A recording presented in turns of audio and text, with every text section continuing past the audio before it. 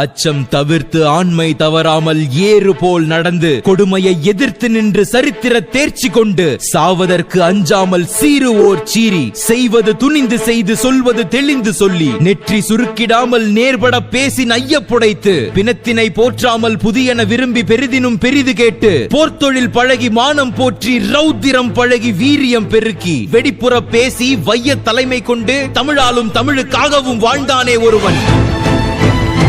சித்தனை போல திரிந்த சித்தனும் அல்ல, பித்தனை போல அலைந்த பித்தனும் அல்ல, ஆனால் தமிழ் பித்து பிடித்த சித்தன். சூரிய துண்டுகள் இவன் 2 கண்கள், வீரத்தின் கூர்மை இவன் மீசை, மொழியின் மகுடம் இவன் முண்டாசு, கோவத்தின் நிறம் இவன் திலகம்.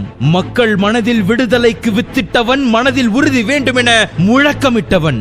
நான் வீழ்வேன் என்று நினைத்தாயோ என்று கர்ஜித்தவன், செங்கோலை வீழ்த்த எழுதுகோலுக்கு சக்தி கொடுத்தவன், திண்ணிய நெஞ்சம் வேண்டும் என தினம் தினம் சொன்னவன், மோகத்தை கொன்றுவிடு இல்லை என்றால் மூச்சை நிறுத்திவிடு என்று எச்சரித்தவன், சாதி எனும் சாவுக்கு சவுக்கடி தந்தவன், சறுக்கி விழும் மனிதனுக்கு சரித்திரமே நீதான் என்றவன், சொல்லிச் சென்றவர்கள் மத்தியில் சொல்லிச் செய்தவன்.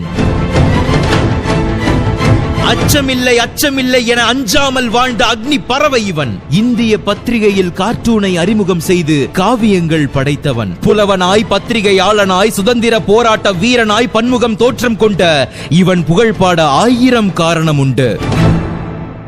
பாரதியை நாம் கொண்டாடும் போது தமிழ் தன்னைத்தானே கொண்டாடிக் கொள்கிறது.